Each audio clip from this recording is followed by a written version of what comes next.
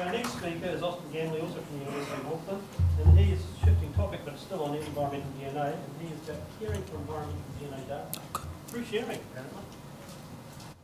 After the issues with Gavin's computer, I decided to use my own. You might be tempting fate. Oh, Yeah, tēnā koutou katoa. I'm Austen Ganley from University of Auckland, but I'm going to be continuing on the theme really that Gavin spoke about, and what I'm going to be talking about is caring for environmental DNA through sharing. And this is a project that we're working on through the Biological Heritage National Science Challenge, and that I'll explain to you about a way to share environmental DNA. So as we all know, caring is sharing, and if we consult Professor Google, then we can find that there's two meanings for care. So care is to feel concern or interest or attach importance to something, and it can also be look after and provide for the needs of something. And so what I want to do is explain how we're going to be caring for environmental DNA or eDNA data, or the project that we're launching that's going to attempt to care for it in both of these meanings.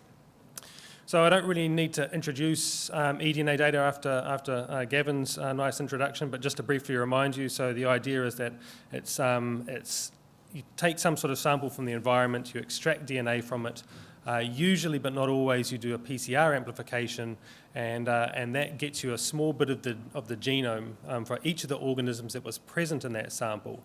And then you take either all that DNA or just those PCR amplified regions and sequence them. And what you can do is you can use the genetic information there to identify the organisms that were present. So you get a snapshot of the organisms that were present in that sample, as Gavin's explained. And this is increasingly being used as a measure of or determining what species are present in the environment, but also as higher order measures of biodiversity. And so the example I've got up here is not important. I don't want to go through it, and even if you can't read it, it doesn't matter.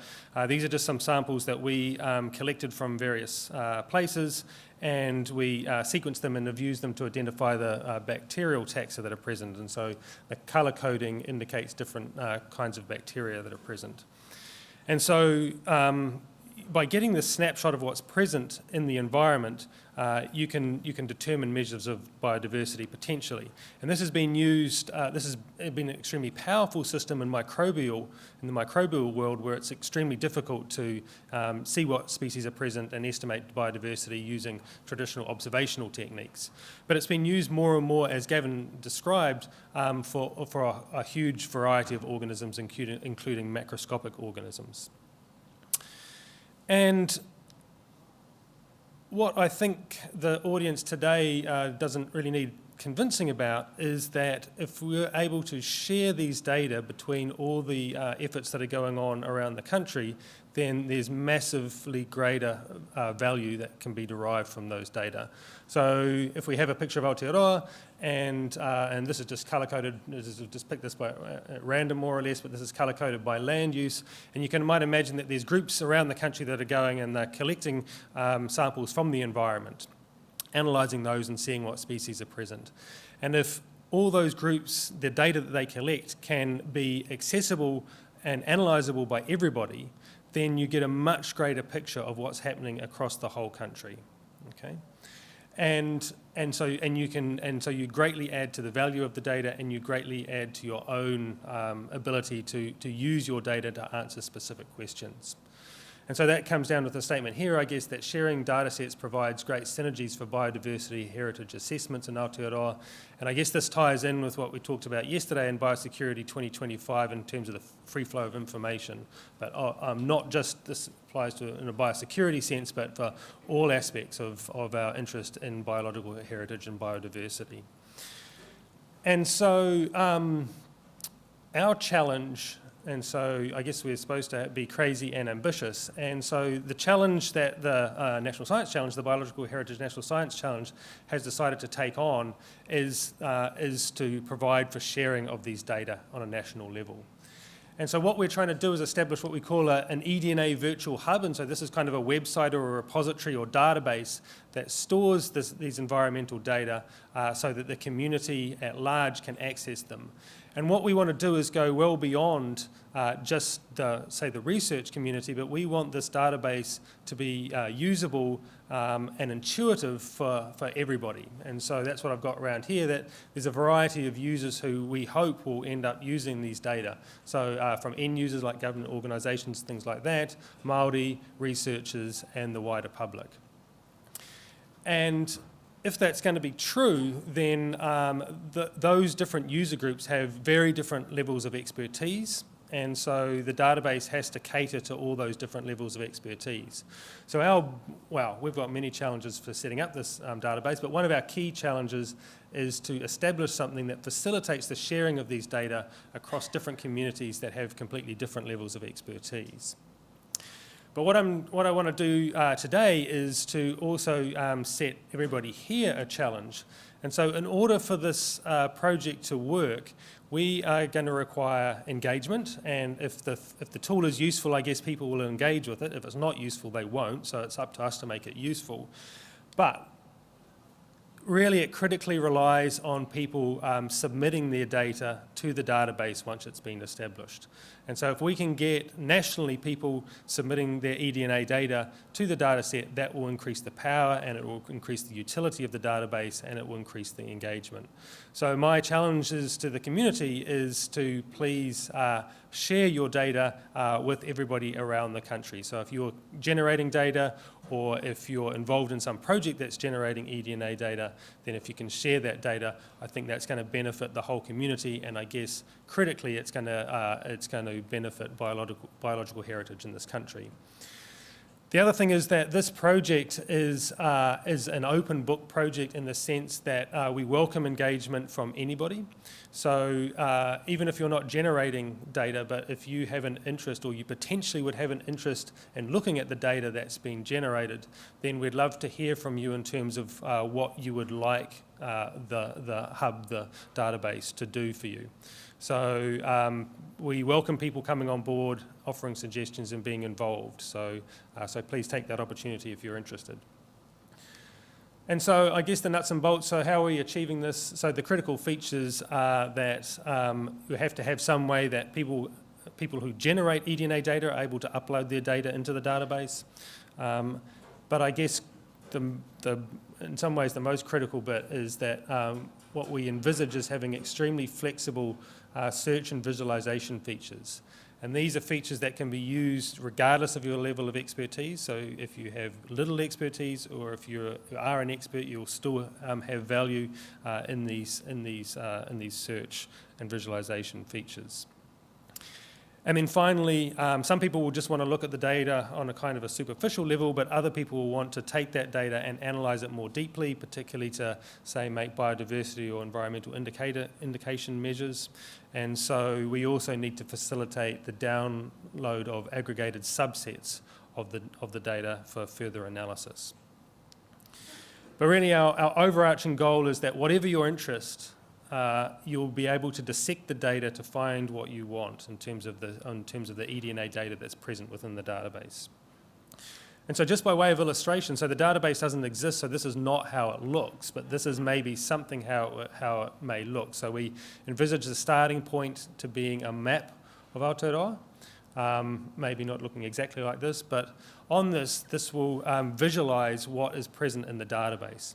So if you're somebody who's interested in a particular species, you could type that species name into the search box and it will show across the country where that species has been found using environmental DNA data.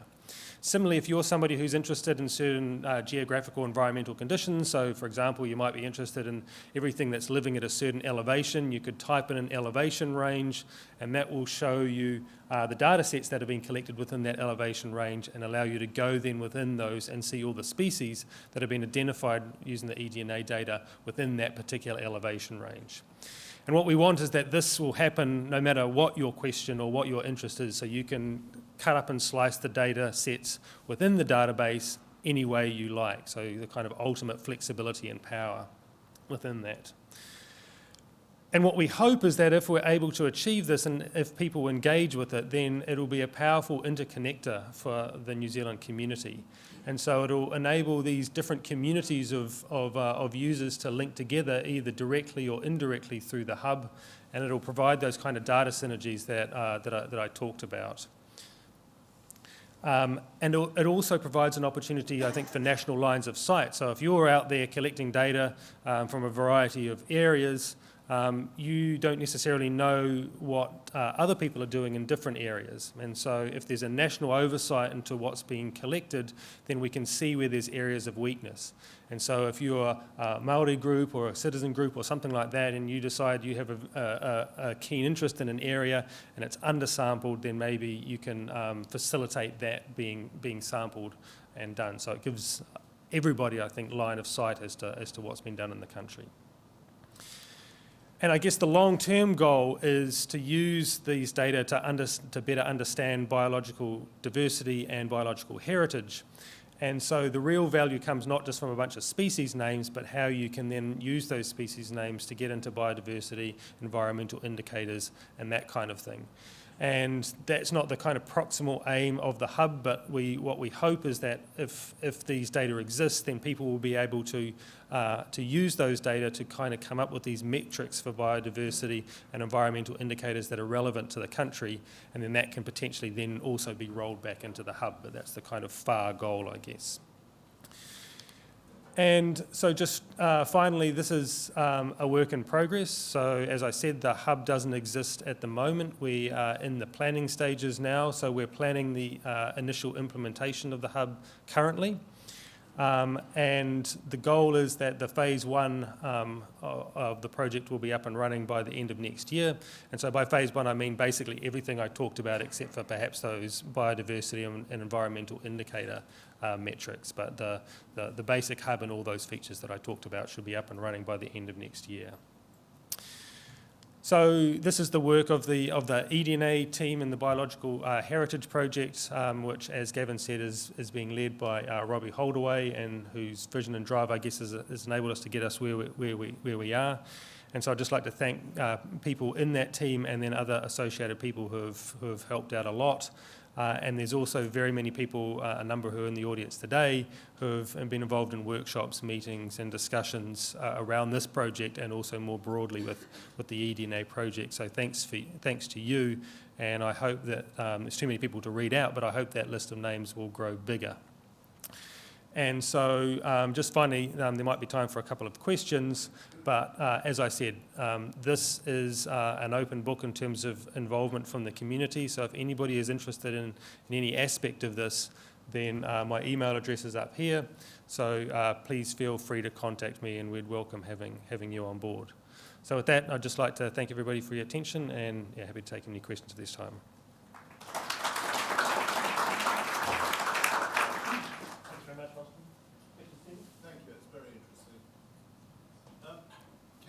Does this method give any indication at all of density or amount of a particular species present in a population from which the sample is extracted? Yes, that's a very good question. I mean, I think the answer is to a certain extent, which is a cop-out, of course. It does give measures of abundance. How accurate those are is a question. So it depends how you do it. So if you're doing a PCR-based method, then the primers will anneal with different levels of identity to the different organisms present. So you may see an organism is present at low levels, but that's just because it doesn't amplify its DNA very well, rather than the fact it was at a low level in the environment. It's probably easier to get comparisons across different samples. You're looking at the same organism if you do what Gavin talked about in terms of standardised protocols. But yeah. I see a few questions. Yeah, great concept, Austen. Just have you thought through some rules of engagement or set of protocols around attribution? If someone loads up lots of data that others are interrogating, when is acknowledgement important? When is cohesion important? How do you get attributions to you? Yeah, so obviously this is a really big issue, and also making data available public, how early do you do it, and do you get protection over that, are major issues. And so, yeah, we've thought about that a lot. In terms of attribution, I guess what we're probably looking at now, but we're happy to have this conversation because I don't think we've answered the question, but probably we're looking at giving everything a unique identifier, and then having kind of common practice in terms of acknowledgement of those data. But we can't obviously force people to do that. But that's, I guess, what we're looking at the moment, is recommending what people do. But yeah, it's a great question. I'm going to, sorry, I know there's multiple questions still to come, but in the interest of trying to keep these concurrent sessions to time,